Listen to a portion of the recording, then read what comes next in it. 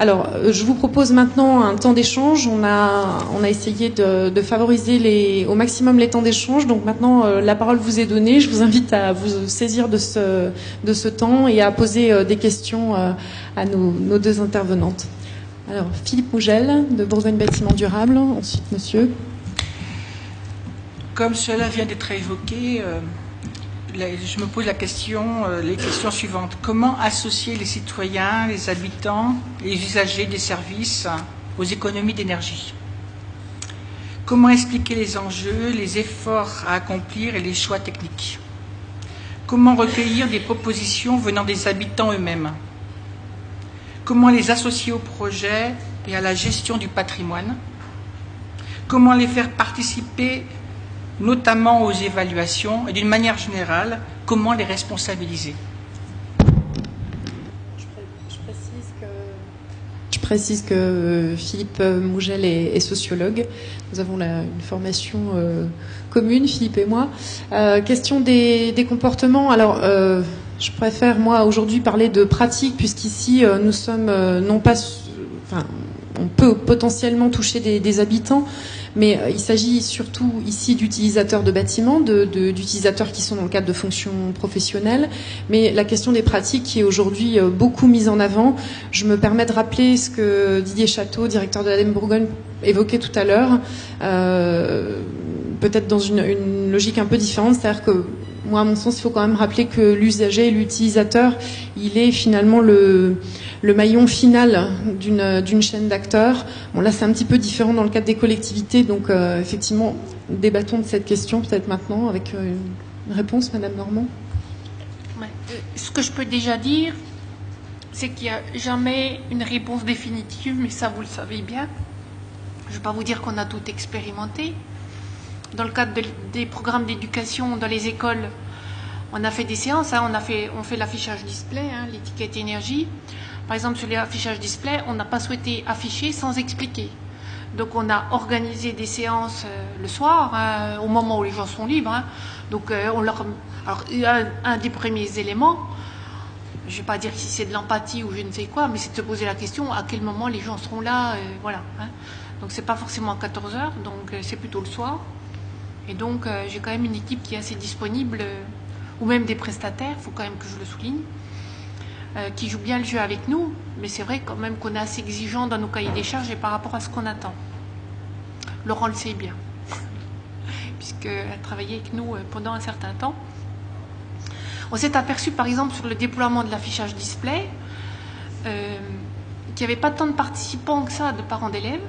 On en avait quelques-uns, hein, on en a toujours quelques-uns qui sont moteurs. Et puis on s'est dit, au-delà de la sphère collective, hein, dans le bâtiment sur lequel on allait afficher, expliquer, puisqu'on a eu des explications très pédagogiques sur l'étiquette, à quoi ça allait servir.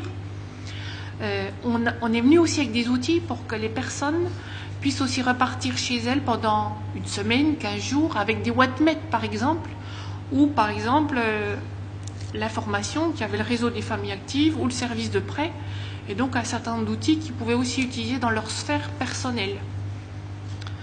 Alors je ne sais pas si ça a apporté complètement ses fruits, mais en tout cas on peut dire qu'à chaque fois on essaie. Simplement, on a aussi, je dirais, un souci, c'est qu'il faut se renouveler.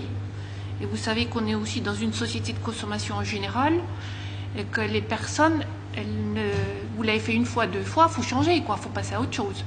Donc il faut sans arrêt inventer, rechercher pour emmener les personnes dans leur pratique, enfin, ou dans leur contribution ou leur participation à ce changement.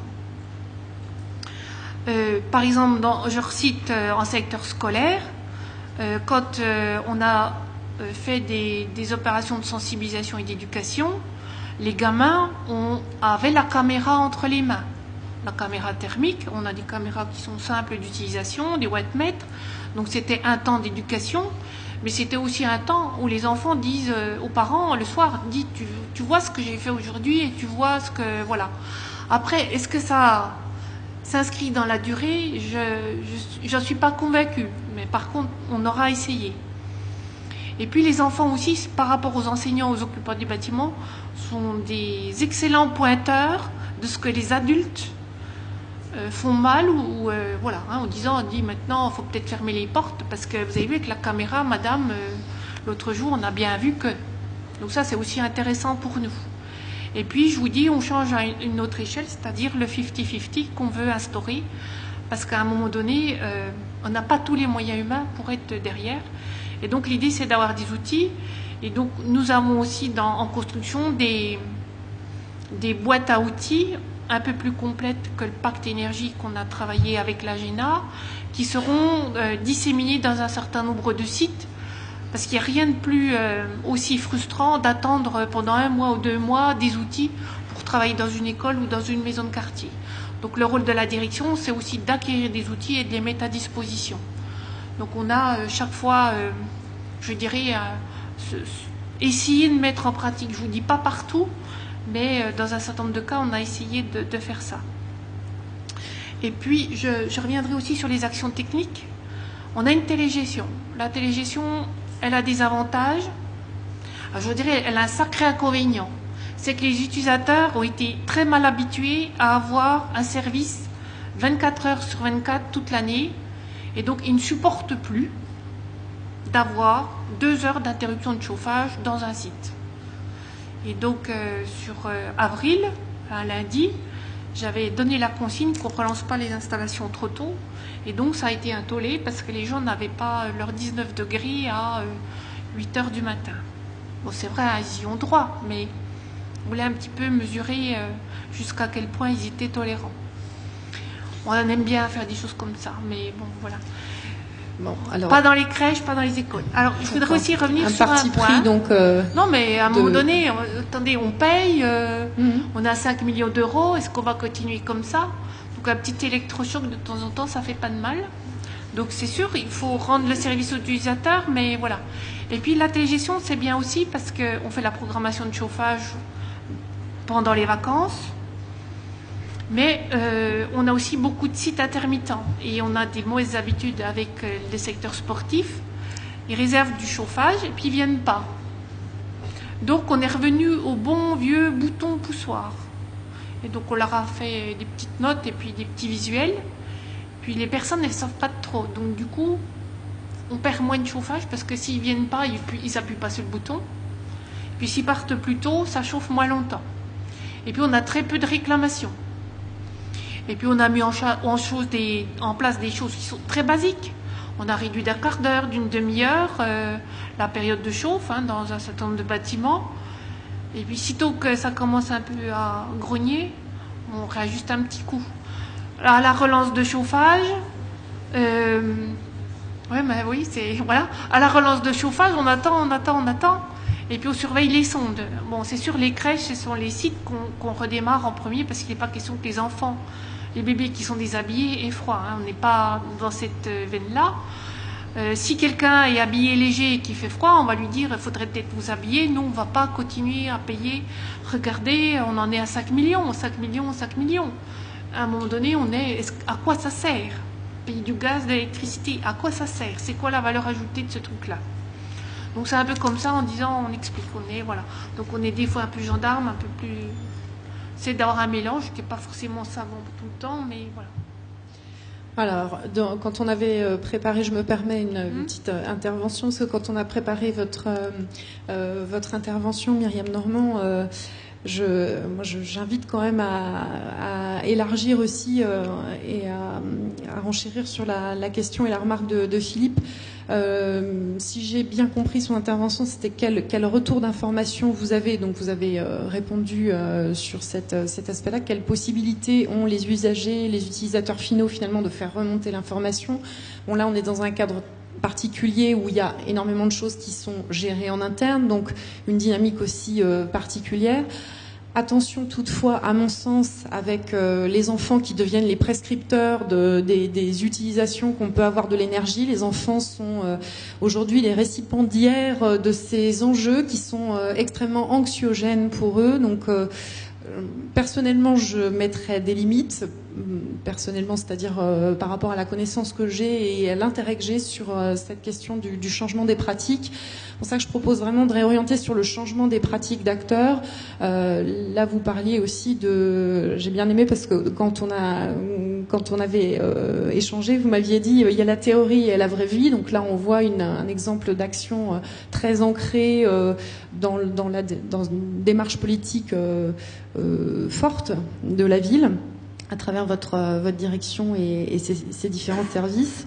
Et puis la stratégie de jouer entre télégestion et bouton poussoir, avec une volonté là aussi de, moi à mon sens, qui est aussi intéressante, de jouer de bien prendre en compte les plages d'occupation, par exemple de ne pas avoir de bâtiments chauffés inutilement ou éclairés inutilement, jusqu'à se procurer les clés du placard pour trouver le billard chauffé depuis des années. Enfin, j'ai bien aimé cet exemple parce que il s'agit là vraiment de connaître son patrimoine, de le mesurer. Bien, des questions et des thèmes que je propose en pâture. Je vois les mains qui se lèvent. Alors, monsieur, et puis ensuite on va faire en tournant. Merci de vous présenter. Oui, Jos Martel, Opinca Consultant, service énergétique construction. J'ai relevé dans votre intervention quelques phrases, messages, chocs, la collectivité entreprise, tout ce qui est lié à des formules d'intéressement, de partage des résultats, ce que vous avez dit sur l'apprentissage où chacun s'y retrouve, la collectivité, l'apprenti, l'organisme de formation, voilà. Alors, c'est des choses un petit peu, nouvelles dans la réflexion d'une collectivité. Et j'ai trouvé votre intervention brillante, à la fois sur la forme, mais également dans son contenu, dans ses résultats. Et après votre intervention, je nourris personnellement une inquiétude, et je me dis que votre exemple, actuellement, on ne peut pas le reproduire. Pourquoi ? Il y a eu quelques questions déjà sur ça tout à l'heure. Parce que les collectivités territoriales ne sont pas organisées avec l'organisation que vous avez mise en place, et donc ça génère une impossibilité finalement de traiter globalement toute la question énergétique. La compétence en interne n'y est souvent pas, la compétence technique, organisationnelle, sur les problèmes d'énergie, d'impacts environnementaux. On n'intègre pas souvent non plus dans la réflexion des collectivités tout ce qui est lié, comme on l'a dit tout à l'heure, à la notion de coût global, donc sur le long terme, avec la gestion, le pilotage, le suivi des installations, l'optimisation des installations. On a très peu de réflexion aussi sur les questions d'urbanisme, comment évolue la ville à partir de son état actuel, comment on réduit les réseaux, comment on réduit les déplacements, comment on favorise des usages plus vertueux pour l'ensemble des acteurs de la ville, qu'ils soient publics ou particuliers. Et donc la question que je voulais vous poser, c'était en fonction de votre expérience, comment voyez-vous l'avenir pour les collectivités territoriales dans une dynamique d'organisation nouvelle, pour finalement arriver à un peu ce que vous faites. Alors vous avez peut-être écrit des choses dans votre cahier de recettes, là, dont vous parliez tout à l'heure, mais comment faire pour que les collectivités territoriales se mettent un petit peu dans cette dynamique que vous nous avez présentée, pour éviter aussi que toutes les collectivités mettent autant de temps que ce que vous avez mis à finalement arriver à ce résultat. Donc si j'ai bien compris, il y a à peu près 10 ans de travail derrière. Si on attend 10 ans pour que chaque collectivité territoriale en France arrive à ce résultat, on va perdre beaucoup de choses en cours de route. Alors comment faire pour qu'on arrive à des choses à moyen terme ou à court terme avec un résultat qui est proche du vôtre ? Alors, j'avais précisé que la raison pour laquelle nous avons proposé à Myriam Normand de venir présenter cette expérience et cette démarche extrêmement volontariste et intégrée était justement à viser de trouver les principaux facteurs leviers déclenchant d'une bonne politique de gestion énergétique. je pense que la plupart des réponses sont dans la publication technique, enfin j'espère en tout cas, parce que on a essayé justement d'identifier des éléments de récurrence qui ont déjà été abordés en partie par Delphine Bélanger. Je laisse Myriam Normand répondre sur l'aspect reproductibilité et comment amener les collectivités aujourd'hui à ce type de démarche reproductive. Pour répondre, je n'ai pas toujours travaillé à Besançon, donc j'étais aussi à une période de ma vie un peu CEP, donc avec toute la problématique que vous évoquez sur comment on fait de l'assistance aux collectivités. Alors, même si c'est un cas particulier, je pense qu'il y a des pans entiers que vous pouvez mettre en œuvre avec une certaine facilité. Là, c'est 7 à 8 ans d'évolution. Donc, moi, ma feuille de route était écrite. Enfin, elle n'était pas écrite, elle était globalement, et je me la suis un peu écrite, je vais pas vous le cacher, avec mon parcours professionnel précédemment. Donc, où j'avais pas forcément, je dirais, les moyens que j'ai à peu près aujourd'hui. Moi, je pense, quand j'ai fait mon propos introductif, je vous ai dit que je parlais d'un livre de recettes, dont les recettes existent depuis 25 ou 30 ans. Il faut qu'on arrête de dire qu'on a fait une rupture avec quoi que ce soit à Besançon. Simplement, à un moment donné, on a un peu amplifié, massifié, mais on a tout sous la main. Je pense que la région Bourgogne, l'ADEME, les CEP, je pense qu'il y a tout. Il y a tout. À un moment donné, allez, peut-être que là, il y a une chance pour moi, c'est que j'ai la concentration à un endroit, et puis que la difficulté, c'est qu'elle est un peu éparpillée quand on a une intercommunalité ou sur des territoires un peu plus grands. Mais j'ai rien réinventé là. Tout est là. J'ai pas fait la révolution énergétique, je vous assure. Vous me disiez en préparation que vous n'avez amené aucune révolution technique, mais une révolution culturelle. Alors, il s'agit peut-être aussi d'acculturation. Je vois qu'il y a des mains qui se lèvent. Je vous propose de laisser la liberté des échanges, ce qui nous reste un quart d'heure. Peut-être qu'on peut passer en revue les grands éléments. Je vais quand même dire, on a la chance de la régie. Mais si vous faites un bon contrat d'exploitation de chauffage, vous avez tous les outils pour faire. Il suffit d'organiser le contrôle, je vais le dire comme ça. Un bon contrat, s'il n'a pas de contrôle, il n'est pas bon. Un bon contrat avec un bon contrôle, vous faites ce que vous voulez. Après, vous pouvez aussi prendre un AMO qui instrumente, qui vérifie que votre exploitant il a bien fait son boulot, etc. Moi, j'ai fait ça dans le passé, avec des collectivités de la région lyonnaise, dans une autre vie, dans un syndicat intercommunal. Oui, ils en ont, voilà. Donc, sur le plan bois, à un moment donné, je me suis dit, allez, faire une chaufferie bois à Besançon sur une école, ça n'a pas de sens. Parce qu'un élément aussi important, c'est la communication. Donc, aussi dit, on se fait de la substitution de fossiles et on en fait 5 ou 6 pendant 4-5 ans. Et on exploite nous-mêmes pour savoir si, après on le donne au privé, ce que l'exploitant va nous dire.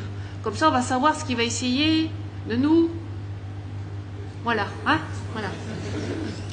Mais c'est les sujets, c'est vrai, c'est une chance, mais après, on peut aussi passer à autre chose en ayant confirmé.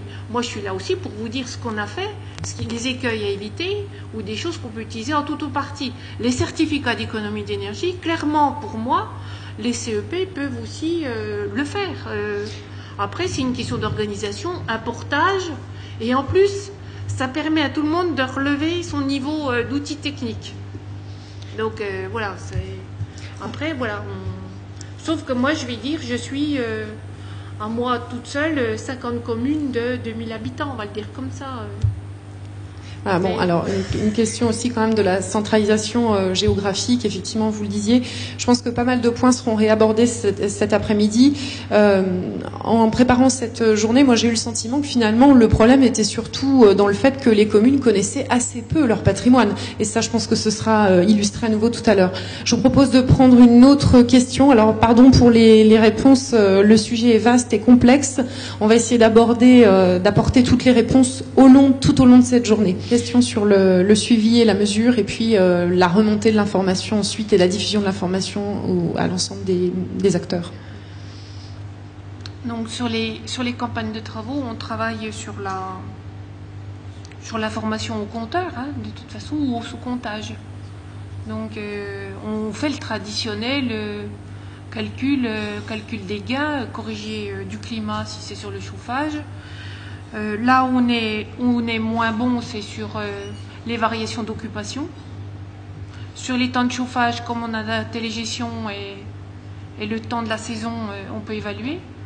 Donc on arrive comme ça à mesurer nos gains énergétiques, voire dans certains cas pas de gains parce qu'on a augmenté du confort, hein, on est aussi là-dessus. Hein. On n'est pas que sur le gain énergétique, il y a des cas où on n'a pas eu autant de gains qu'on pourrait apprécier dans une campagne d'isolation de comble. Sur les émissions de gaz à effet de serre, on est aujourd'hui sur l'énergie, on n'est pas sur l'énergie grise. Hein. On est sur un petit bout, on n'est pas complètement sur l'approche globale. Et puis la communication, eh bien c'est clair que si on veut continuer à avoir des moyens, il faut qu'on mesure nos résultats, il faut qu'on communique dessus. Il faut qu'on soit pertinent sur nos chiffres. Alors, je me permets d'ajouter qu'à côté des résultats effectifs en termes de kilowattheure, au passage, je remercierai les intervenants de préciser vraiment vos unités. Est-ce qu'on parle en énergie primaire ou en énergie finale? Il y a beaucoup de distorsions d'informations qui sont relayées ensuite. Je sors d'une formation là, récemment j'ai fait travailler mes stagiaires là-dessus parce que voilà, merci de préciser les unités parce que c'est des subtilités sur lesquelles certains savent bien jouer. Au passage, donc, au-delà de cette vision consommation, pensez à bien valoriser la non-dépense. Ça aussi, on l'avait évoqué lors de la préparation de cet entretien. Je propose de passer tout de suite à une autre question. Enfin, voilà, donc monsieur, et puis ensuite en remontant. Oui, nouveau Emmanuel Bouillin, directeur aux EPLAD de développement durable. Je ne reviendrai pas sur ce qui a été dit sur la qualité de la présentation, les indicateurs effectivement qui sont importants et semble-t-il très, très pertinents. Je m'interroge sur un moment l'effet d'entraînement que tout le travail depuis 10 à 15 ans qui a été fait par la ville de Besançon par rapport à d'autres acteurs. On a vu que le patrimoine c'était de l'ordre de 3%, je dirais, par rapport à l'ensemble du patrimoine bâti, je dirais, de l'agglomération. Est-ce qu'aujourd'hui, à la fois votre discours, qui est un peu, comme l'a rappelé monsieur tout à l'heure, un peu différent des discours, je dirais, collectivités qu'on peut entendre, retour sur investissement, je dirais, intéressement des services, enfin, on rentre dans des discours qui sont parfois, je dirais, proches de ceux des industriels, vous ont permis, finalement, d'avoir une écoute plus, je dirais, importante du secteur tertiaire, du secteur parapublic, où finalement, je dirais, tout le travail et la pédagogie que vous avez développée, je dirais, elle est hyper importante, je dirais, pour l'agglo, mais finalement, fait pas tache d'huile sur les autres acteurs. Est-ce que vous souhaitez répondre maintenant, Madame Normand? Sur les autres acteurs du territoire, vous voulez parler? Sur les communes de l'agglo qui n'ont absolument pas la même taille que la ville, hein, qui sont des petites communes, ce sont plutôt sur les sujets techniques qu'on va être, je dirais, fort de propositions, de retour d'expérience, notamment sur les chaufferies bois ou sur le solaire, ou même sur, plus traditionnellement, la chaudière à condensation, ou sur des sujets comme ça, pour ce qui concerne ma direction. Sur un certain nombre de sujets liés au bâtiment, mon collègue du bâtiment travaille avec les communes de l'agglo, puisque aujourd'hui on a plutôt une tendance à peut-être verser petit à petit vers la mutualisation. Mais je vais quand même faire un parallèle. On a quand même un certain nombre d'installations d'une certaine taille. Là, on va livrer une chaufferie d'1 mégawatt sur notre patrimoine qui va couper 5-6 bâtiments. C'est clair que ça va nous servir pour défendre un réseau de chaleur avec chaufferie bois sur des quartiers aménagés. Parce qu'on a nos propres indicateurs, on a notre propre expérience. J'ai cité tout à l'heure les études de faisabilité énergétique qu'on finit derrière des bureaux d'études. Parce qu'aujourd'hui, sur des bureaux d'études un peu généralistes, les études de faisabilité énergétique, elles ne sont pas faites ou mal faites. Et donc, par rapport à notre expérience, je ne vous dis pas qu'on sait tout faire, mais à un moment donné, on a un certain nombre de ratios, on a un certain nombre d'indicateurs, on a un certain nombre d'idées dont ça doit fonctionner. Je dis que c'est une force par rapport à l'expertise, au-delà de notre propre expertise. Alors, est-ce qu'on a le temps d'aller diffuser les bonnes pratiques à tout le monde sur notre territoire? Je dirais non. Non, mais voilà, je suis là aujourd'hui pour en parler en Bourgogne. Voilà, tout le monde n'est pas forcément demandeur. On en a parlé avec le conseiller régional Franche-Comté, bien évidemment. Chaque fois qu'on peut, on essaie d'en parler. Moi, je ne dis pas que c'est impossible de faire un certain nombre de choses. Est-ce que ce sera la même vitesse? moi je vous dis, vous avez les outils. Peut-être ce qui va manquer, c'est du temps. Et je pense que c'est ça qui va être un petit peu plus gênant, parce que le temps, ce sont des personnes et des emplois, et qu'aujourd'hui, on a quand même du mal à faire décider les maires ou l'intercommunalité à recruter. Et moi, je vous invite aussi à mettre des CEP avec peut-être des objectifs un peu qui invitent les maires sur le partage des gains ou l'attribution la contribution des gains faits pour déployer d'autres emplois en disant si on ne l'avait pas fait, le CEP, vous a économisé ça, continuez, etc. Et à capitaliser comme ça. Après, ça peut être des astuces comme ça. Vous faites de l'assistance sur des contrats d'exploitation de chauffage, vous permettez de faire des gains, n'hésitez pas à dire si vous ne l'avez pas fait, aujourd'hui vous auriez dépensé 10 ou 20 000 euros de plus. Je pense que le maire, dans ce budget, est sensible à ce discours-là. Alors on verra d'autres exemples. Pardon, Madame Normand, je vous coupe. Peut-être on va prendre d'autres questions. Beaucoup d'attentes et beaucoup de questions sur cette sensibilisation des acteurs. À mon sens, c'est un des aspects simplement de la gestion énergétique. Il s'agit ici de véritablement être dans une démarche de suivi. Alors on entend beaucoup parler de CEP, donc petit rappel pour la salle, CEP, conseiller en énergie partagée, je ne sais pas si tout le monde est au fait, attention avec l'utilisation des sigles aussi, merci de préciser. On va prendre encore une question, et puis il y avait des questions à ma droite, je vous remercierai de vous manifester à nouveau. Bonjour, Fabien Balazuc, CSD ingénieur, bureau d'études spécialisé en qualité environnementale du bâtiment sur Lyon-Villeurbanne, membre de l'association VAD. Les premières présentations ont insisté sur l'importance des études préliminaires en ingénierie, que sont l'audit énergétique ou les études de faisabilité sur la mobilisation des énergies renouvelables. Sur ce sujet, l'intervention de Madame Normand était très intéressante.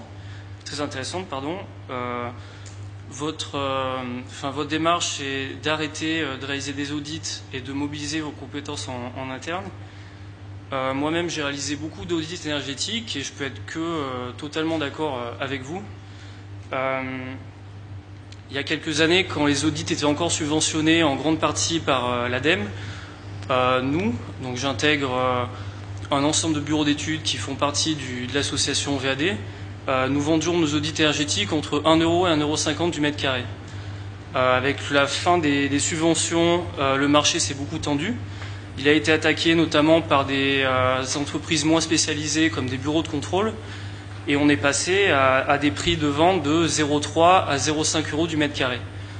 Donc la conséquence, c'est que les bureaux d'études les plus spécialisés ont déserté le marché, et la qualité des prestations rendues a fortement diminué. Donc la synthèse de tout ça, c'est que aujourd'hui, si les collectivités arrivent à cette étape clé, comme vous dites, il vaut mieux qu'elles se tournent en premier lieu vers les associations locales. Chez nous, on a par exemple l'ALE ou ESPUL. Si elles en ont la capacité de mobiliser des compétences en interne, comme par exemple à Besançon, si elles ont le budget suffisant, lancer un appel d'offres et retenir des sociétés d'ingénierie principalement sur des critères référence, compétences, plutôt que sur le critère prix. Mais il ne faut pas acheter des audits au rabais, parce qu'au mieux, l'audit va finir dans le placard, comme ça s'est passé à Besançon, et au pire, vous allez avoir un audit qui va être réalisé automatiquement sur un logiciel, qui ne prendra pas du tout en compte les spécificités de votre patrimoine, le montant que vous pouvez allouer à vos budgets, etc., et qui conduira à des situations où on brûle les gisements d'économie, etc. Et sur ce sujet-là, je pense que du côté de l'ADEME, ça manque un peu de pédagogie et d'explication auprès des collectivités. Et le cahier des charges qui est produit par l'ADEME commence à être un peu juste sur ce sujet-là et devrait peut-être être retouché. Alors, je ne sais pas si l'ADEME souhaite répondre. Donc une question sur la qualité des prestations. Ça, ce sera aussi des choses qu'on abordera tout à l'heure. C'est à mon sens aussi un peu ce qu'avait abordé tout à l'heure Delphine Bélanger sur les retours de la RT 2012. Je vous rappelle que en Bourgogne, nous avions, le Conseil régional a programmé une journée le 30 mai dernier sur les retours des appels à projets de plus de 100 opérations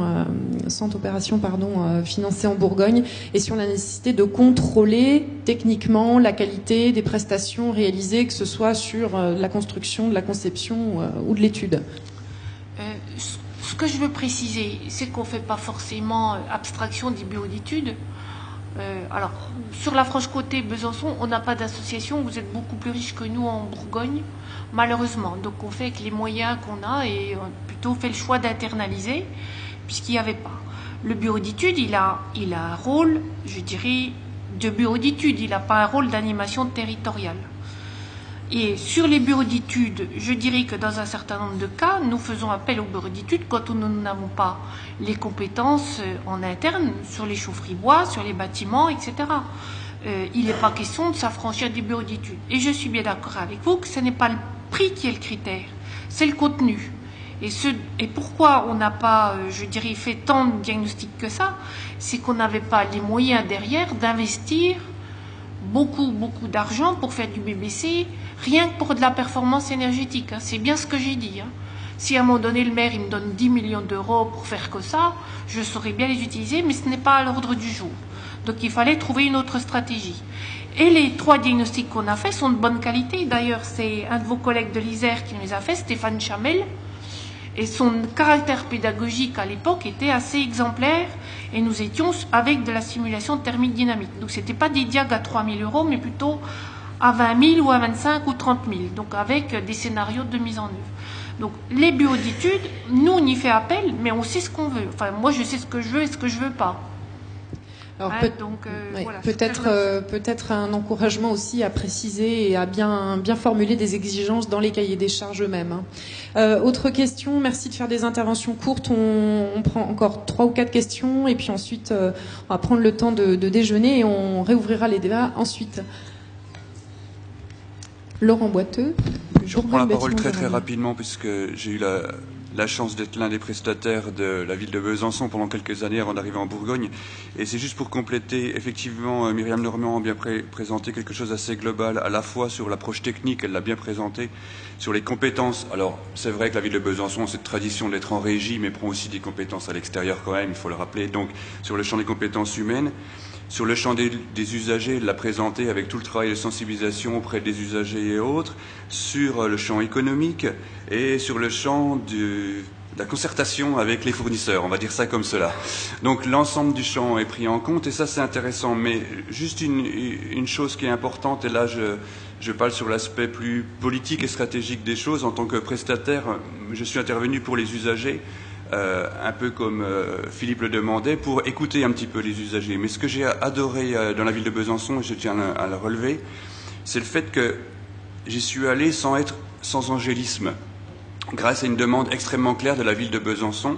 Myriam l'a exprimé avec ses mots à elle de manière assez dictatoriale, et ce que je rejoins, c'est qu'elle dit pas 1 degré de plus. Ça veut dire 1 degré de production de chauffage de plus. Quand par exemple j'étais dans une école, ça va aller très très vite, j'étais dans une école et où les gens disent j'ai froid, eh bien simplement, plutôt que de leur rappeler qu'il y a un interrupteur qu'on appelle un thermostat et quand il est au bout, c'est pas la peine d'augmenter, il y a une autre solution, c'est de le baisser un petit peu, de le régler normalement et d'utiliser un autre interrupteur qu'on a oublié qui s'appelle la porte des salles de classe, et de revenir au bioclimatisme dans lequel il y a le mot climat, et de baisser la température du couloir à 17 degrés pour avoir les 22 degrés dans la classe, à condition, je précise, que l'on ferme la porte. Quelque chose d'assez basique. Et ce genre de discussion-là a duré quand même plus de 2h30 en soirée, avec des professeurs, avec des élèves et avec des parents d'élèves, pour savoir si la porte était un élément important ou pas, sans aucun centime supplémentaire. Et ce travail de négociation, je dis bien négociation, est important et permet aussi d'avancer, mais parce qu'il peut s'appuyer sur une politique globale, technique, économique et humaine. Voilà, c'est tout ce que je voulais préciser. Alors, remarque donc de Laurent Boiteux, effectivement, alors pour avoir pratiqué pas mal de colloques, c'est vrai que c'est la première fois que j'entends qu'un traitement de la température, dans toute sa complexité, c'est-à-dire que la température ressentie, ça n'est pas la température affichée, c'est la résultante aussi d'effets de parois froides, par exemple. Enfin, ça, je pense que c'est vraiment important de le répéter. Je vous invite à porter ce discours-là. Et puis, l'utilisation de gestes ou d'actions simples. On évoquera également cet après-midi les actions qu'on peut mettre en œuvre simplement, c'est-à-dire des économies réalisables sans travaux. Est-ce que vous souhaitez répondre ? Non, pas de réponse. Voilà, donc une question-remarque. Il y avait une question, Marcel Chifflot. C'est juste une remarque au sujet de la révolution, là, que c'était très complexe à mettre en route. Moi, je vois la ville de Torcy, qui n'a pas du tout les mêmes capacités que Besançon, à côté du Creusot. Ce qu'ils font, c'est que depuis 4 ans, la moindre intervention électrique, ils pensent GTC. Et ça, sur le coup, ça coûte pas très cher. C'est sûr que si on veut tout changer en même temps, c'est une révolution. Mais en le faisant tout doucement, en 4 ans, là, je vois à chaque fois, pratiquement en 2 ans, tous les travaux ont été amortis. Même pas 2 ans. Retour sur investissement. Alors c'est sûr, c'est pas des grosses choses, mais ils arrivent à tout gérer. Ils ont fait la moitié de leur bâtiment. Il leur en reste encore un petit peu à faire. Et là, il y a encore un appel d'offres. Ils insistent pour remettre la GTC dedans. Il suffit de faire comme ça pour les petites villes. Et puis pas avoir. Et puis nous, on est prestataires. Je me suis pas présenté. Je suis président de société à Eutel et je représente les chambres de métiers. Eh bien, on y va que quand ils ont besoin de nous, c'est-à-dire 1 fois ou 2 dans l'année.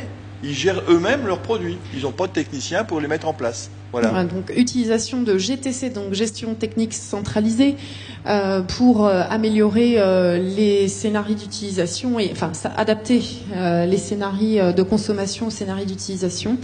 Peut-être, ça n'amène pas forcément de réponse de votre part. Une autre question, Pierre Terrier. Oui, bonjour, Pierre Terrier, président de Bourgogne Bâtiment Durable. Est-ce que vous pouvez nous dire un mot, parce que le sujet est complexe, sur les certificats d'économie d'énergie? Le temps consacré pour les instruire, le produit attendu et les effets financiers sommairement. Ce sujet mythique. Alors, on va aborder ce sujet en détail cet après-midi. Est-ce que peut-être Delphine Bélanger... J'ai amené des fiches sur les certificats. Donc on a quelqu'un qui passe à peu près 25% de son temps dans la direction, sachant qu'on a fait une information générale dans les directions et le collaborateur là va faire une lettre d'information dans les directions sur les certificats. Mais très simple, c'est-à-dire que ça nous a permis d'avancer sur un certain nombre d'outils techniques. Il n'y a pas que le CE, il y a aussi la technique qui va derrière et donc ça impose un minima. Alors l'autre élément, je suis passée assez rapidement, c'est que nous on a introduit ces clauses sur les certificats dans les marchés publics.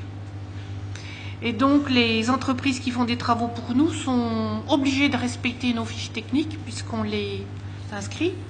Et puis on leur a écrit également que si ils nous font perdre notre dossier de certificat, ils devront nous payer la pénalité du montant de la perte. Bon, on l'a encore pas fait.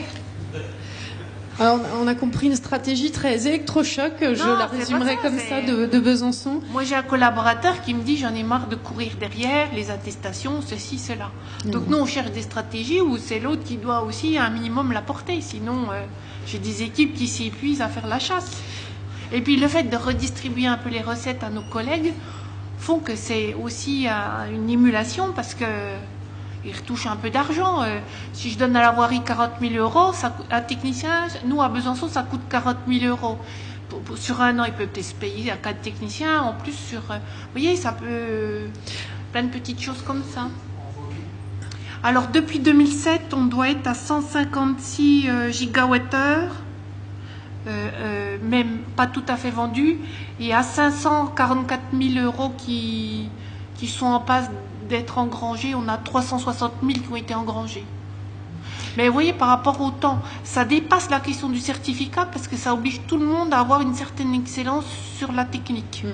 Et nous, on sait ce qui se passe aussi dans les directions. C'est ça aussi qui est important. On sait ce que les autres font ou ne font pas. Alors, précisez-moi, dites-moi si je me trompe à un moment, mais l'intéressement, il porte sur les économies réalisées ou également sur la valorisation des économies d'énergie. D'accord. Sur les certificats, le produit de la vente, on le partage moitié fonds plan climat, celui-là on n'en parle pas, c'est nous qui le gardons. L'autre moitié, on rétrocède au prorata de ceux qui les ont générés. Ça, c'est les certificats. Après, sur le 50-50, ça c'est autre chose, c'est une autre opération. L'emprunt, c'est encore une autre opération. Et puis tout ça, un peu, voilà, tout le monde... Voilà, donc combinaison d'intéressement. Delphine Bélanger. Et juste pour compléter, on a un groupe de travail à Morse sur les certificats d'économie d'énergie, donc pour les collectivités locales. Et sur notre site internet, on a un document assez récent, où, alors je ne sais plus si c'est les 20 ou 30 questions autour des certificats d'économie d'énergie, mais toutes les questions que vous vous posez pour les collectivités, hein, la version des collectivités qui peut vous aider dans vos démarches. C'est très récent. Merci Delphine. Je me permets de rappeler donc les guides, l'ensemble des guides qu'a mentionné Delphine Bélanger, donc notamment le guide de l'élu pour l'énergie et le climat, disponible sur le site d'Amorce. Et puis donc cette association nécessaire entre valoriser la non-dépense et puis ce mécanisme particulier des certificats d'économie d'énergie. Merci à l'ensemble des intervenants, merci à l'ensemble des participants pour ceux qui nous quitteraient maintenant.